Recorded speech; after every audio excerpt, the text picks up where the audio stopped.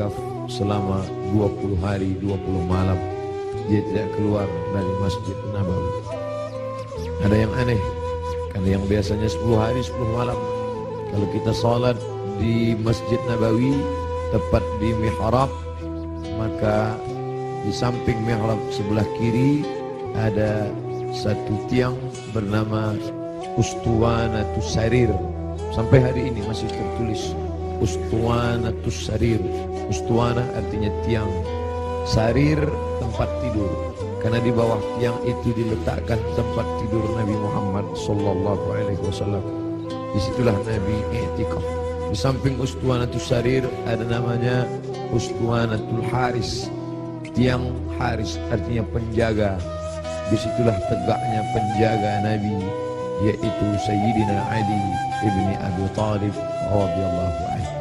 Di Ustuwanatus Sarir itulah sahabat melihat ketika Nabi terjaga dari tidurnya, bangkit dari berbaringnya, nampak berbekas di pundaknya, yaitu bekas anyaman pelepah korma yang dijadikan sebagai alasnya. Lalu sahabat ingin membelikannya kasur yang empuk, firash, permadani yang lembut, tapi Nabi mengatakan itu tak layak bagiku. Biarlah aku berada di atas anyaman pelepah korma ini saja, berbekas di pundak kulit yang lembut. Betapa malunya kita yang melekatkan tubuh ini di atas kain yang lembut. Di bawah kain lembut itu ada kasur yang tebal. Di bawah kasur yang tebal itu ada lagi alas yang tinggi. Lalu kemudian kita meminta kepada Allah, wa adkhilnal jannata ma'al abrar, masukkan kami ke dalam surga bersama orang-orang baik, bersama Nabi Muhammad sallallahu alaihi wasallam. Sementara dia berbekas pundaknya karena beralaskan alas yang keras, pelepah korma yang dianyam, yang menjadi alas pundaknya yang lembut. Begitulah kehidupan dia. 20 hari 20 malam dia beriktikaf, tidak keluar sama sekali dari Masjid Nabawi. Ma baina baiti wa mimbari, antara rumahku dan mimbarku raudhatun min riyadil jannah, salah satu dari taman-taman surga. Selesai bulan Ramadan, masuk bulan Syawal. Selesai bulan Syawal, masuk Zulqa'dah. Selesai Zulqa'dah, masuk Zulhijjah. Di bulan Zulhijjah beliau melaksanakan haji yang sebelumnya sudah difardukan, tapi barulah dilaksanakan haji tahun itu, disebut dengan haji wada. Wada, selamat tinggal, karena memang setelah itu Nabi meninggal dunia. Maka pada haji wada itu dia pergi ke tanah suci Makkah Al-Mukarramah. Ada yang unik, ada yang aneh. Biasanya beliau berkurban kambing, dia potong 1 ekor untuk keluarganya. Hadza li Muhammad, wa untuk keluarga Muhammad. Kemudian dia potong lagi, hadza li ummati Muhammad, ini aku potong untuk umat Muhammad sallallahu alaihi wasallam. Tapi pada saat tahun itu di Mina, beliau tidak menyembelih 2 ekor, tapi beliau menyembelih dengan tangannya sendiri 63 ekor unta.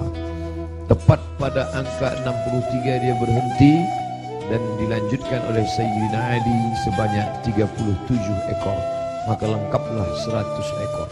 Tidak ada satupun sahabat yang terpikir ada signal, ada tanda sesuatu tentang mengapa berhenti di angka 63. Setelah meninggal dunia 2 bulan sesudah itu, karena saat itu bulan Zulhijjah, Muharram, Safar, Rabiul Awal, 2 bulan lebih setelah itu barulah semuanya paham mengapa berhenti pada angka 63.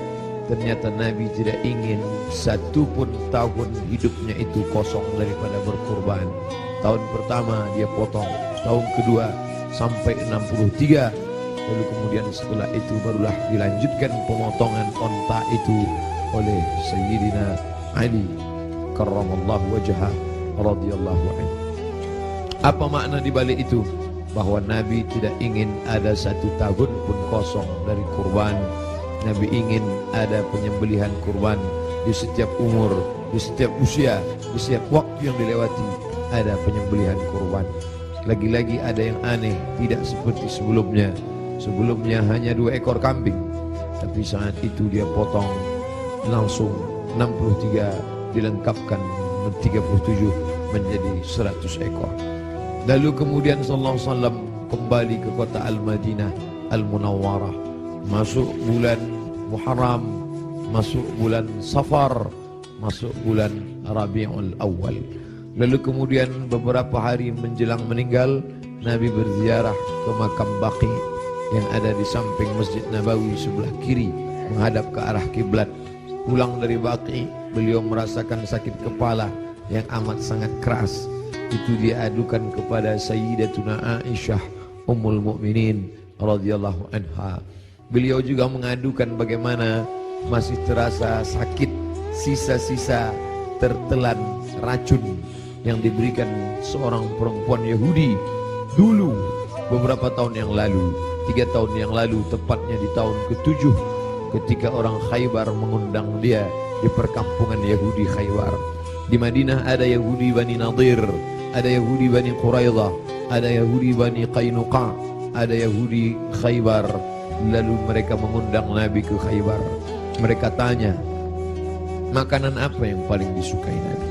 Nabi menjawab, makanan yang paling disukai Nabi adalah kaki kambing bagian depan.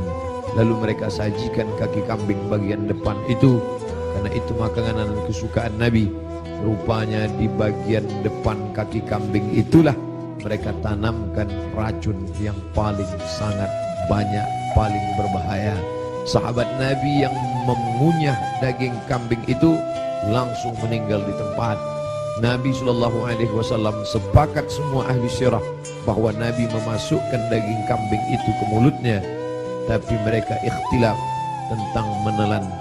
Maka segera Jibril alaihissalam memberitahu bahwa ada racun. Nabi memuntahkannya keluar, tapi ada beberapa tetes air liur masuk ke dalam. Kenapa itu terjadi? Bukankah Allah menjaganya? Bukankah malaikat mendapatkan wahyu, mendapatkan ilham, mendapatkan pesan untuk menjaga Nabi? Kenapa bisa terjadi? Hikmah di balik itu menurut ahli sirah, Allah ingin menyempurnakan nikmat kepada Nabi Muhammad sallallahu alaihi wasallam, bukan hanya sebagai nikmat penutup para nabi dan rasul, tapi juga nikmat sebagai mati sebagai seorang syahid. Dia sudah cukup penutup nabi dan rasul, tapi Allah lengkap, tak ingin hanya sebagai penutup nabi rasul, dia juga meninggal sebagai seorang syahid karena meninggal akibat racun yang tertelan di Khaybar. Aku masih merasakan sisa-sisa racun itu, wahai Aisyah. Lalu kemudian Nabi SAW sempat mengalami kehilangan kesadaran. Lalu sahabat mengambilkan air yang disimpan di dalam khirbah kulit kambing yang dijahit, sampai tidak keluar air dari kulit kambing itu karena ketat jahitannya. Lalu kemudian disiramkan ke wajah Nabi Muhammad sallallahu alaihi wasallam. Ketika air itu disiramkan ke wajah Nabi, Nabi pun tersadar. Dan saat Nabi tersadar, apa yang dia inginkan? Biasanya orang kalau sudah pingsan, dia inginkan makanan, dia inginkan kenikmatan, dia inginkan sesuatu.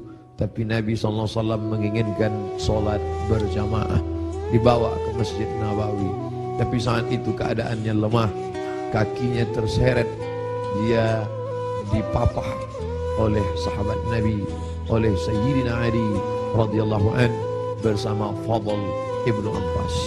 Satu di sebelah kiri, satu di sebelah kanan. Mereka memegang tangan Nabi, kedua tangan Nabi di pundak Ali dan Fadl. Kedua ini adalah saudara, seperti saudara kandung.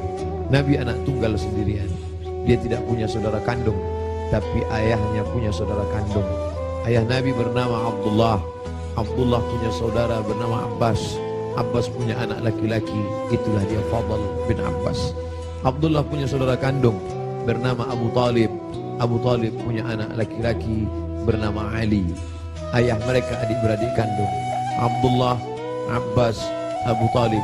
Abu Talib punya anak Ali, Abdullah punya anak Muhammad, Abbas punya anak Fadl.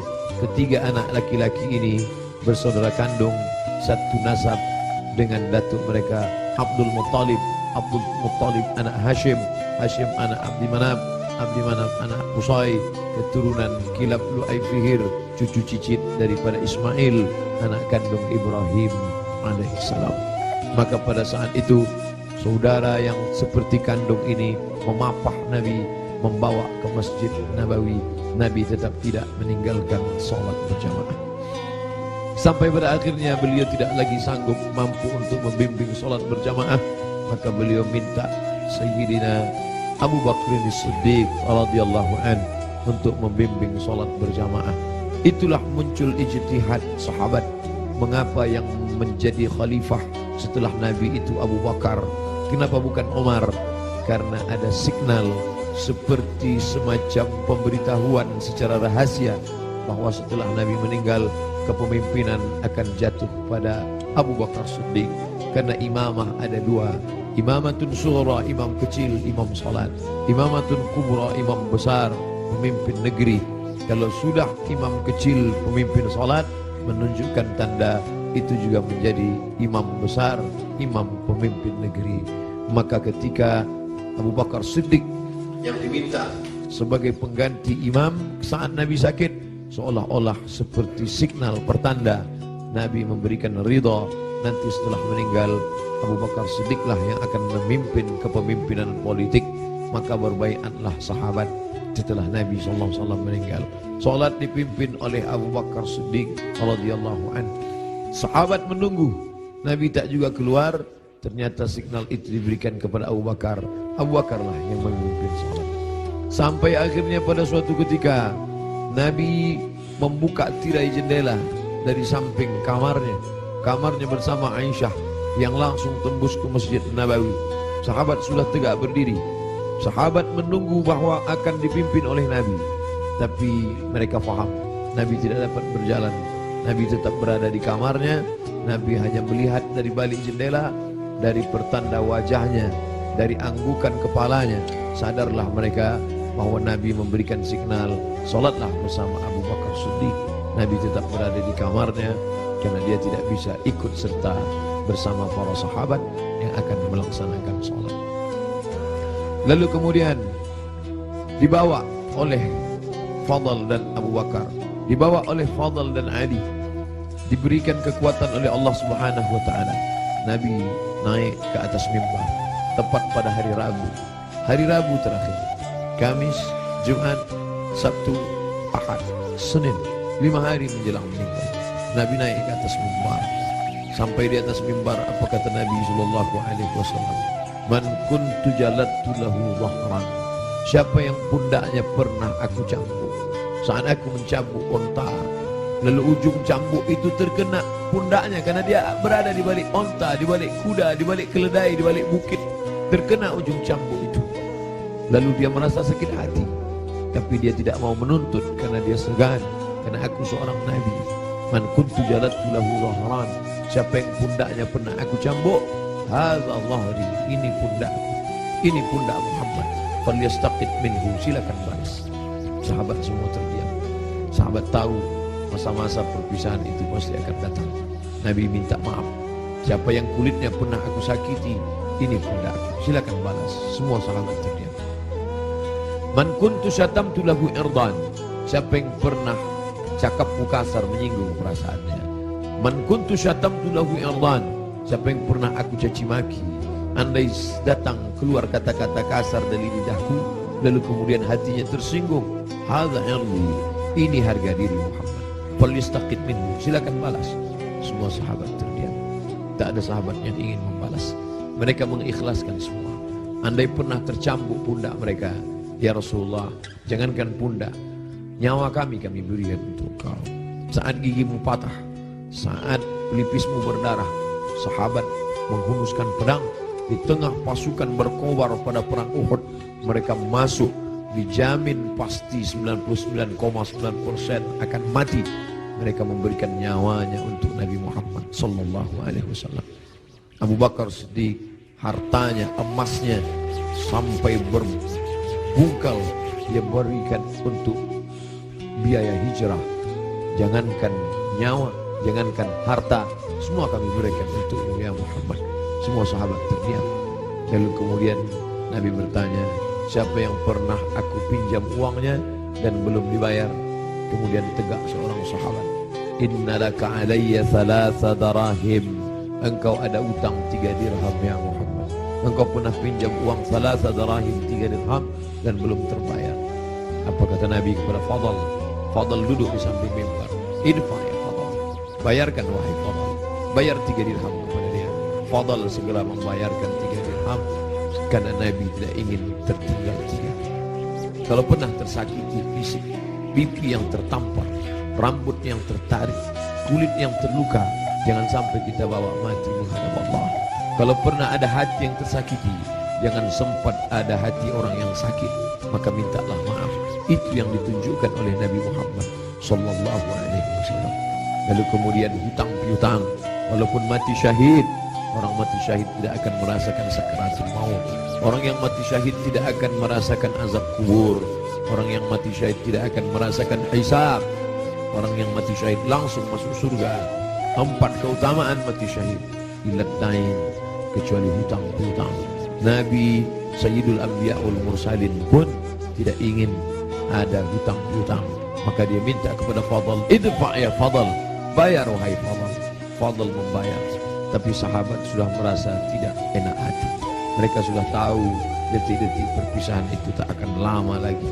Tanda-tanda itu sudah mereka rasakan sejak dari Ramadan, sejak dari haji, sejak dari Zulqa'dah, sejak dari Zulhijjah, sampai Muharram, sampai Safar, sampai ketika beliau berziarah.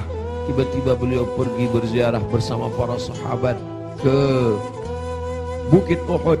Di bawah Bukit Uhud beliau ucapkan salam kepada syuhada Uhud. Assalamualaikum bi ahli diyar minal mu'minin wa inna insyaallah bikum lahiqun. Insyaallah kami akan menyusul kamu wahai syuhada Uhud. Nas'alullah lana wa lakumul afiyah. Sahabat mengerti, nampaknya seperti ucapan perpisahan, seakan-akan ucapan wada. Nabi akan meninggalkan mereka tak lama lagi. Lalu kemudian sampailah mereka melihat sakitnya Nabi. Akhirnya dia terbaring dan dia memilih kamar bersama Aisyah, karena kamar itulah yang paling dekat dengan mihrabnya, hanya lebih kurang 22 meter saja. Di sini mihrabnya, di samping mihrab mimbarnya, di samping kiri menghadap ke kiblat, disitulah kamarnya. Antara jarak yang begitu dekat. Biasanya Bilal mengetuk pintu karena Nabi salat qabliyah di kamar. Nabi tidak salat qabliyah di dalam masjid. Nabi salat qabliyah di kamar. Bilal biasanya mengetuk pintu, bertanya, sudah bolehkah iqamat wahai Rasulullah? Kalau Rasulullah mengatakan aqimis salah, iqamatlah Bilal. Barulah Bilal berani, Allahu Akbar, Allahu Akbar, asyhadu an la ilaha illallah, asyhadu anna Muhammadar Rasulullah, hayya 'alas salah, hayya 'alal falah, qad qamatis salah, qad qamatis salah, Allahu Akbar, Allahu Akbar, la ilaha illallah. Tapi hari itu tidak ada signal dari Nabi, karena Nabi berada di kamar. Dipapah pun tak juga sanggup berdiri. Sampai akhirnya datanglah Sayyidatuna Fatimah masuk ke dalam kamar Nabi sallallahu alaihi wasallam. Nabi membisikkan sesuatu ke telinga Fatimah. Fatimah tersenyum. Nabi membisikkan sesuatu ke telinga Fatimah. Fatimah bersedih. Kelihatan dari raut wajah Fatimah ada sesuatu yang tidak menyenangkan. Nabi berbisik sesuatu ke telinga Fatimah. Fatimah tersenyum. Di saat yang sama terlihat wajahnya seperti gembira mendengar sesuatu. Setelah itu berlalu, lalu Aisyah bertanya kepada Fatimah, apa yang dibisikkannya wahai Fatimah? Kata Fatimah, tak lama lagi saya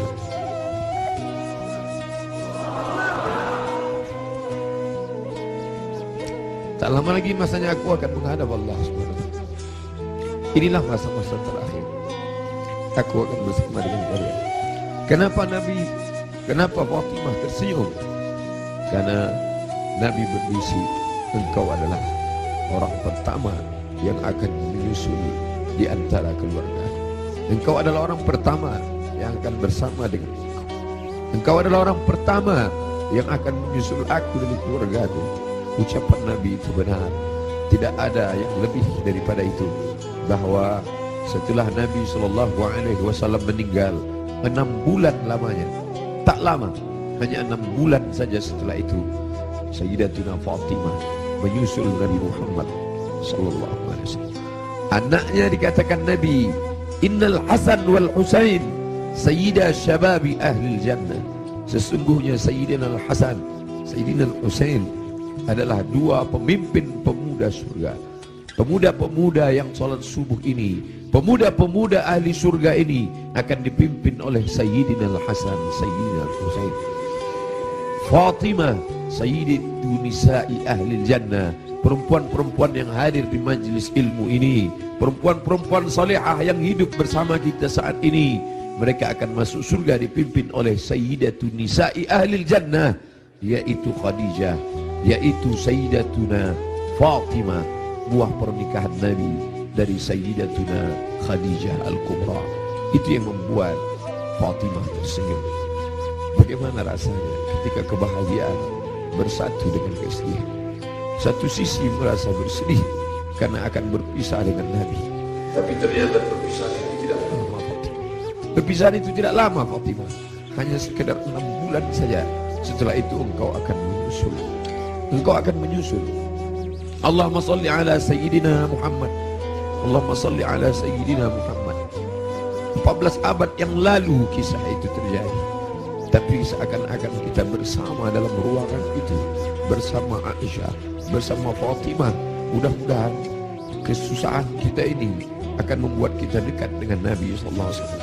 Tidak ada yang bisa menguatkan jiwa kita selain daripada takbir Allahu Akbar. Jangan biarkan jiwa ini larut bersama kesedihan. Tidak layak untuk sedih, karena orang-orang beriman dia mesti kuat. Allah bersama dia, Rasulullah SAW selalu bersama dia. Kita tetap berselawat, kita tetap agungkan Allah. Mengapa kita mesti rapuh? Mengapa kita mesti bersedih? Orang beriman itu, ala inna awliya Allah, ketahuilah wali-wali Allah, orang-orang yang menolong agama Allah, la khawfun alaihim wa la hum yahzanun. Tak ada takut dalam hati mereka, tak ada takut dalam jiwa mereka. Wa la hum yahzanun, mereka tidak bersedih hati. Yang tidak boleh hanya memukul-mukul pipi, menarik-narik kantong, menarik-narik rambut, menyobek-nyobek baju. Laisa minna man darabal khudud wa syaqqal juyub. Siapa yang memukul pipi, siapa yang menarik rambut, siapa yang merobek kantong, bukan umat Muhammad sallallahu alaihi wasallam. Adapun meneteskan air mata ketika anaknya Ibrahim meninggal dalam usia 18 bulan. 18 bulan umur anak kesayangan itu meninggal, meleleh air mata Nabi. Kenapa engkau menangis ya Rasulullah? Ama tarda ya Rasulullah? Apakah engkau tidak ridha atas ketetapan Allah ini? Aku ridha, kata Nabi. Lalu kalau ridha, kenapa engkau menangis? Ungkapan kasih sayang. Air mata ungkapan kasih sayang. Kita bukan marah kepada Allah, kita bukan tidak senang. Ini bukan niyahah, ini bukan ratapan, ini bukan majelis ratapan. Ratapan adalah sumpah serapah. Mengapa anakku yang meninggal? Mengapa menantuku yang meninggal? Mengapa suamiku yang meninggal? Kita tidak meratap. Majelis ratapan dicela, dimurkai oleh Allah dan Rasulullah. Kita tidak meratap. Ini air mata kesedihan, ini air mata kasih sayang. Selama mulut tidak menyumpah serapah. Da'wurna, kata Nabi, ketika ada beberapa perempuan yang menangis bersama Nabi berjalan, Sayyidina Umar radhiyallahu anhu. Lalu apa kata Umar? Da'wurna, biarkan mereka menangis. Ungkapan kasih sayang. Selama tangan tidak memukul pipi, selama tangan tidak menarik rambut, selama mulut tidak berkata sumpah serapah, maka biarkan. Bahkan ketika Nabi memegang jenazah Utsman ibnu Maz'un, menetes air mata Nabi, jatuh ke pipinya, jatuh ke janggutnya, jatuh ke bawah sampai ke wajah Utsman bin Maz'un, menunjukkan air mata itu banyak. Nabi menangis. Nabi hatinya lembut. Menangis adalah ungkapan kasih sayang. Menangis adalah ungkapan kesedihan. Menangis adalah ungkapan keridhaan. Menangis adalah ungkapan melepaskan jiwa yang tertahan, tapi kita tidak larut dalam tangisan itu. Nabi berbalik, lalu kemudian ditutupi wajahnya, ditutupi dengan kain, tapi perlahan dia bukakan, sampai akhirnya tangan itu tidak bisa bergerak. Lalu kemudian Sayyidatuna Aisyah radhiyallahu anha membacakan Al-Fatihah. Bismillahirrahmanirrahim. Alhamdulillahirabbil alamin. Arrahmanir rahim. Maliki yaumiddin. Iyyaka na'budu wa iyyaka nasta'in. Ihdinas siratal mustaqim. Shiratal ladzina an'amta 'alaihim ghairil maghdubi 'alaihim waladdallin. Dibacakannya qul huwallahu. Bismillahirrahmanirrahim. Qul huwallahu ahad, Allahus samad, lam yalid wa lam yulad wa lam yakul lahu kufuwan ahad. Qul huwallahu ahad, Allahus samad, lam yalid wa lam yulad wa lam yakul lahu kufuwan ahad. Qul huwallahu ahad, Allahus samad, lam yalid wa lam yulad wa lam yakul lahu kufuwan ahad. Dibacakannya qul a'udzu falaq, qul a'udzu birabbil falaq, min syarri ma khalaq, wa min syarri ghasiqin idza waqab, wa min syarri naffatsati fil 'uqad, wa min syarri hasidin idza hasad. Dibacakannya qul a'udzu bin nas, malikin nas, ilahin nas, min syarri wasil khannas, alladzi yuwaswisu fi sudurin nas, minal jinnati wan nas. Lalu telapak tangan Nabi ditiupkan, ayat-ayat yang sudah dibacakannya itu yang penuh berkah ditiupkannya ke telapak tangan Nabi. Padahal mestinya kita yang membacakan, kita tiupkan ke telapak tangan kita, lalu kita usapkan ke wajah orang yang sakit. Tapi Sayyidatuna Aisyah tidak ingin melangkahi. Ada tangan yang lebih berkah daripada tangannya, ada tangan yang lebih mulia daripada tangannya. Itulah tangan Sayyidul Ahlil Jannah, Sayyidina wa Maulana Muhammad sallallahu alaihi wasallam. Ditiupkan ke telapak tangannya, lalu diusapkan ke wajah Nabi Muhammad sallallahu alaihi wasallam. Aisyah melihat di wajah Nabi seperti menginginkan sesuatu. Sebagai seorang istri yang menemani Nabi dalam suka dan duka, dalam senang dan tawa, maka Nabi mengerti bahasa, Aisyah mengerti bahasa yang diperlihatkan oleh Nabi SAW. Lalu kemudian Aisyah paham bahwa Nabi menginginkan siwak. Nabi suka kepada siwak. Laula an asyqa ala ummati, kalau tidak memberatkan bagi umatku, la amartuhum bisiwak, pasti aku perintahkan mereka bersiwak inda kulli shalah, dalam setiap salat. Lalu kemudian Aisyah mengambil siwak, lalu merobek ujung kulit siwak dan mengunyahkannya agar ujung siwak itu keluar serabutnya. Lalu kemudian diberikan, diletakkan ke bibir Nabi sallallahu alaihi wasallam. Air liur terakhir yang bersatu dengan mulut Nabi sallallahu alaihi wasallam adalah air liur yang digigitkan oleh Sayyidatuna Aisyah ke ujung siwak, lalu diberikan. Tampak senyum di wajah Nabi sallallahu alaihi wasallam. Makin lemah. Hari Senin, saat yang amat sangat menyedihkan, Nabi makin lemah. Nabi berkata, apa kata Nabi sallallahu alaihi wasallam? As-salah, as-salah, as-salah, as-salah. Salat. Wa ma malakat aymanukum, dan budak hamba sahaya. As-salah simbol tentang hubungan hablum minallah. Jangan pernah putus. Jangan pernah putus salat. Jangan tinggalkan salat. Jangan tinggalkan masjid. Pesan Nabi itu, kita tidak hanya sekedar larut meneteskan air mata, tapi juga kita menjalankan sunnah Rasulullah sallallahu alaihi wasallam. Beginilah ramainya umat Muhammad sallallahu alaihi wasallam. Wahai Abdul Somad, mereka datang bukan karena engkau. Wahai pengurus masjid, mereka datang bukan karena engkau. Mereka datang karena ingin melaksanakan pesan terakhir Nabi, as-salah, as-salah, as-salah, salat. Wa ma malakat aymanukum, hamba sahaya, orang yang paling lemah, rendah levelnya, budak hamba sahaya. Nabi tidak mengatakan jaga ibumu, karena kalian pasti menjaga ibu kalian. Jaga ayahmu, karena kalian pasti menjaga Allah kalian. Jaga istrimu, karena kalian menjaga. Tapi ada orang yang paling lemah, paling rendah, budak hamba sahaya. Jangan kalian sia-siakan. Jangan kalian hardi. Jangan kalian susahkan mereka.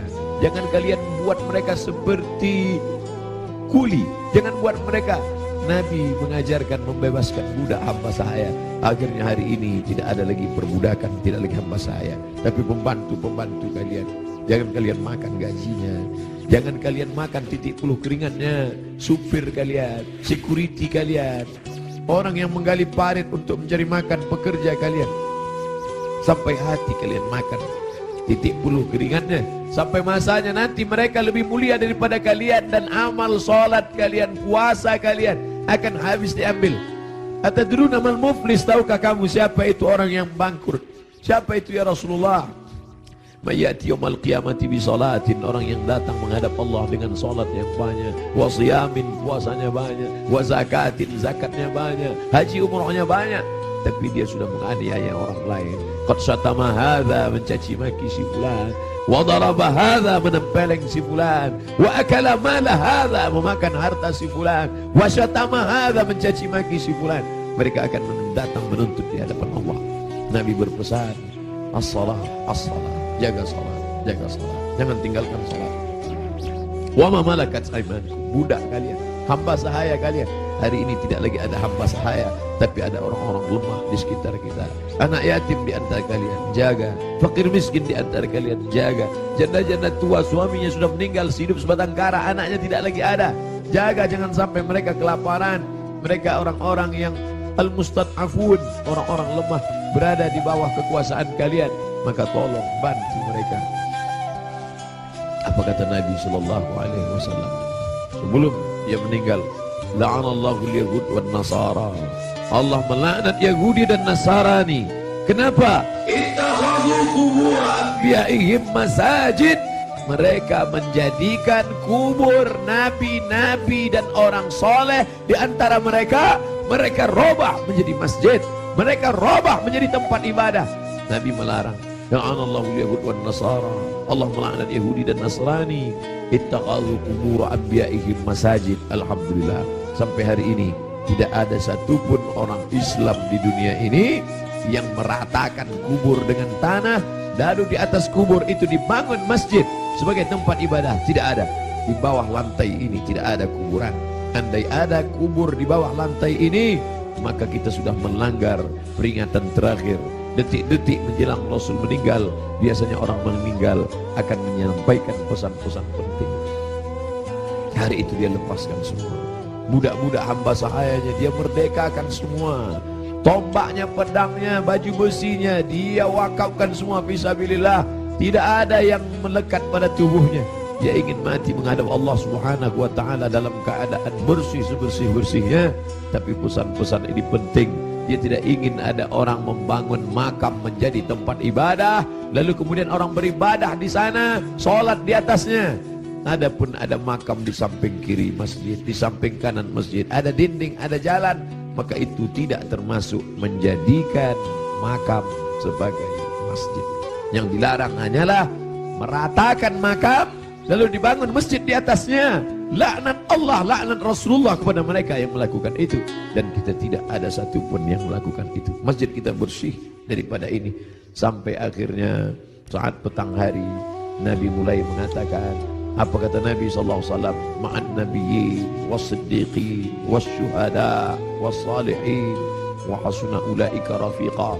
Ma'an nabiyyin, akan bersama dengan para nabi, Adam, Idris, Nuh, Hud, Saleh, Ilyas, Ilyasa, Zakaria, Musa, Yahya, Ayub, Sulaiman, Zulkifli. Mereka sudah lama menantikan saat Isra Mi'raj bertemu di langit pertama, bertemu di langit kedua, bertemu di langit ketiga. Bahkan wa antal imam, engkau yang menjadi imamnya saat salat di Masjidil Aqsa. Tapi ini pertemuan bukan antara hidup dengan mati, tapi pertemuan antara orang yang sudah meninggalkan kehidupan. Ma'an nabiyyin, akan bersama dengan para nabi. Was-siddiqin, akan bersama dengan para siddiqin, orang-orang yang benar. Was-syuhada, akan bersama dengan orang yang mati syahid. Was-salihin, akan bersama dengan orang-orang yang saleh. Wa hasuna ulaika rafiqa, mereka itulah sebaik-baik teman. Kalian sahabat-sahabat, kalian adalah orang-orang baik, tapi aku akan bertemu dengan orang yang lebih baik. Siapa dia? Para nabi, was-siddiqin, was-syuhada, was-salihin. Puncaknya kalimat panjang itu tak lagi keluar dari mulut Nabi, tapi mengatakan Allahumma birrafiqil a'la, akan bersama dengan Allah yang maha tinggi. Tidak ada lagi. Tadi bersama sahabat, bersama istri, bersama anak, bersama Sayyidatuna Fatimah, bersama Sayyidatuna Aisyah, tapi hari ini sudah lebih tinggi lagi, bersama para nabi, bersama siddiqin, bersama syuhada, bersama salihin. Tapi setelah itu hanya tinggal satu, Allahumma birrafiqil a'la, bersama Allah Subhanahu wa taala. Nampak perlahan roh itu keluar dari jasad Nabi SAW di kamar yang agung dan mulia, di tempat yang mulia. Antara kamar itu dan mimbar, ma baina baiti wa mimbari raudhatun min riyadil jannah. Meninggallah Nabi Muhammad sallallahu alaihi wasallam. Inna lillahi wa inna ilaihi raji'un. Sampai berita itu kepada sahabat. Ada sahabat yang tak tahan, mangkat tersedak sampai ke kerongkongan. Tapi berita itu sampai kepada Sayyidina Umar bin Khattab. Umar orang yang amat sangat hebat. Sebelum Umar masuk Islam, tidak ada orang yang berani membaca Al-Quran dengan suara keras. Semuanya bersembunyi. Tapi begitu Umar masuk Islam, orang berani. Begitu juga respon kepada Umar. Begitu sampai berita kepada Umar, wahai Umar, Nabi Muhammad SAW sudah meninggal, wahai Umar. Umar mencabut pedangnya. Man qala inna Muhammadan qad mata. Siapa yang mengatakan Muhammad mati, akan aku pancung kepalanya, kata Umar. Siapa yang berani mengatakan Muhammad mati, akan aku pancung kepalanya, kata Umar. Saat itu datang Abu Bakar Siddiq. Datang Abu Bakar Siddiq membacakan ayat, wa ma Muhammadun illa rasul.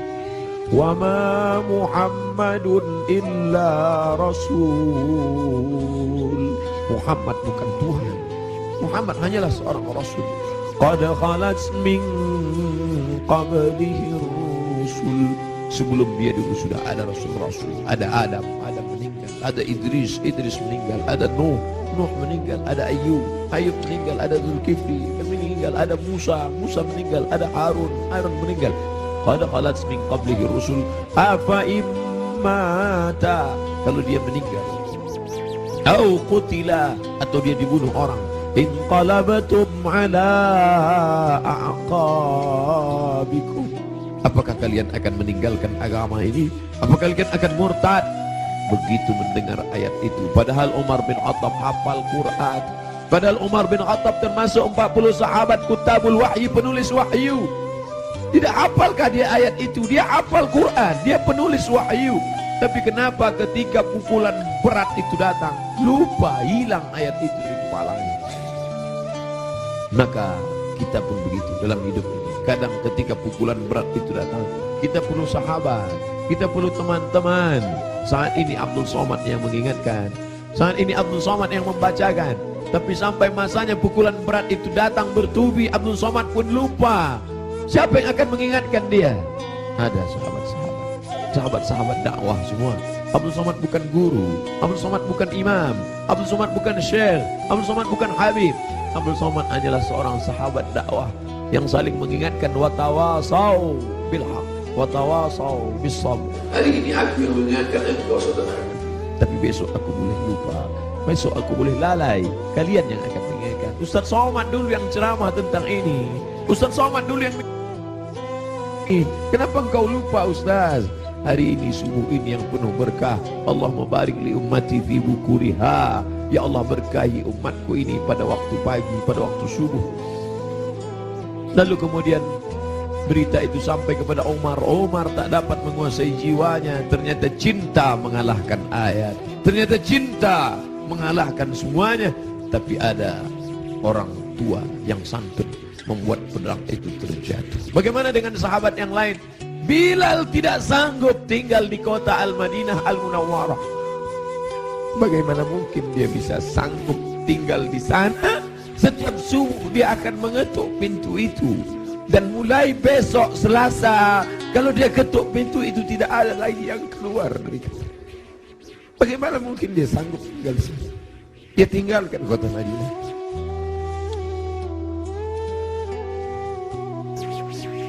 Bilal tak sanggup memandangkan azan. Bilal pergi ke negeri Syam. Dia tinggalkan kota Al-Madinah Al-Munawwarah. Dia pergi ke negeri Syam. Sampai akhirnya Anas bin Malik pergi pindah ke Basrah. Anas bin Malik sahabat yang terakhir meninggal di Basrah tahun 93 tahun 94 Hijrah. Mereka tidak sanggup. Mereka tidak sanggup tinggal di sana. Sebagian sahabat menetap karena kekuatan iman, kekuatan cinta. Tapi sebagian sahabat juga harus menghindar jauh karena kerinduan yang begitu mendalam. Sampai akhirnya Bilal tetap menetap di sana. Sampai akhirnya Umar merasa perlulah Bilal kembali sekali-sekali. Datanglah Bilal ke kota Al-Madinah Al-Munawwarah. Aku tidak sanggup, kata Bilal. Bagaimana aku akan mengumandangkan azan di sana? Yang biasanya kalau aku mengumandangkan azan, setelah itu aku iqamah. Kalau aku iqamah ada yang keluar dari kamar itu. Nanti kalau aku iqamah tidak ada yang keluar dari sana. Tidak sanggup aku. Sampai akhirnya datang Sayyidina Al-Hasan, Sayyidina Al-Husain. Bilal tidak sanggup menolak. Ini yang meminta adalah cucu Nabi Muhammad sallallahu alaihi wasallam. Datanglah Bilal ke kota Al-Madinah. Kami tahu cintamu kepada Nabi luar biasa. Kami tahu engkau bersama dengan Nabi sallallahu alaihi wasallam. Kami tahu bahwa engkau amat sangat kagum besar cintamu. Tapi datanglah. Bilal tak sanggup menolak. Yang akan dia temui ini bukan orang biasa, tapi cucu yang mengalir darahnya dalam darah mereka. Maka dia datang. Hari itu Bilal datang ke kota Al-Madinah. Bilal mengumandangkan azan subuh. Terdengar suara Bilal. Allahu Akbar, Allahu Akbar. Sahabat mendengar suara yang tak pernah mereka dengar. Itu suara orang yang dulu ketika azan berkumandang pasti Nabi akan keluar. Kalau begitu Nabi hidup lagi, kata mereka. Itu dulu suara, dulu sudah lama kami tak mendengar suara itu. Berarti dia sekarang sedang berada di Madinah. Berarti dia sedang datang sekarang. Kami ingin mendengarnya. Kami ingin ramai sahabat Nabi datang berbondong-bondong. Ramai mereka datang ke Masjid Nabawi karena mereka yakin dan percaya kalau suara itu keluar Nabi pasti akan datang. Tapi ternyata tidak. Ketika Bilal mengumandangkan azan, mereka hanya berjumpa dengan Bilal. Mereka hanya berjumpa dengan Sayyidina Husain, cucu Nabi sallallahu alaihi wasallam. Kita tak pernah bersedih. Kita tak pernah bersedih. Kita hanya mengucapkan setiap hari Assalamu alayka ayyuhan nabiyyu wa rahmatullahi wa barakatuh. Nanti kalian akan minum dari telaga ini. Nabi naik ke atas mimbar, aku lihat ada telaga, kata Nabi. Ada telaga Haud dan kalian akan minum di sini. Siapa yang minum dari sana ya Rasulullah? Ikhwani, saudaraku akan minum dari sana. Kamikah itu ya Rasulullah? Enggak.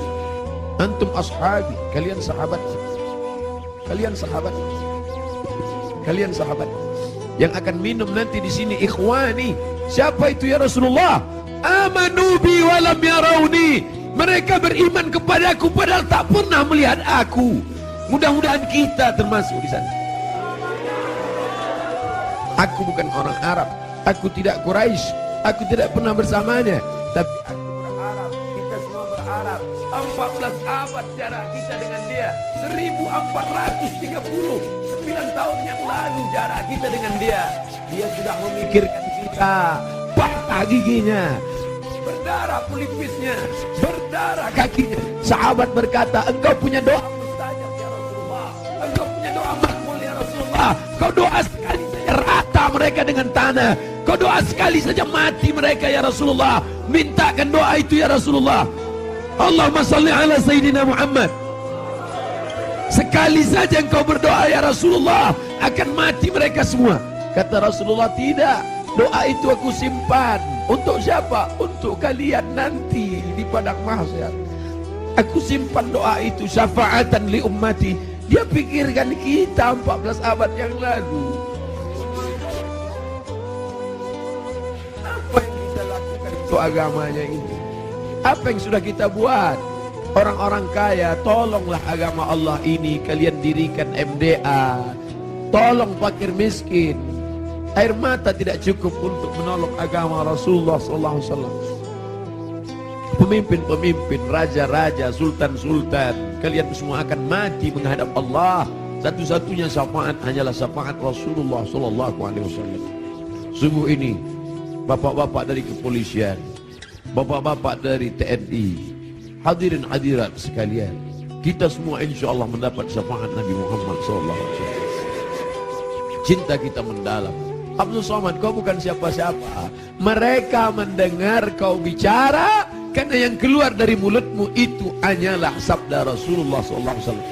Kau hanya meminjam kemuliaannya. 0,001% yang dipinjamkannya ke mulutmu. Kau hanya cerita tentang dia. Mereka sayang kepadamu karena dia. Allahumma salli ala Sayyidina Muhammad. Kami cinta kepada Allah, kata Yahudi. Kami cinta kepada Allah, kata Nasrani. Kami cinta kepada Allah. Qul, katakan, in kuntum tuhibbunallah, kalau memang betul kalian cinta kepada Allah, fattabi'uni, ikuti aku. Tidak ada yang diterima di akhirat kecuali orang yang mengikuti Muhammad. Asyhadu an la ilaha illallah wa asyhadu anna Muhammadan Rasulullah. Kerinduan kita kepada dia. Mereka dulu mencium wajahnya, mereka dulu mencium tapak tangannya. Apa kata Anas bin Malik, orang yang paling beruntung itu?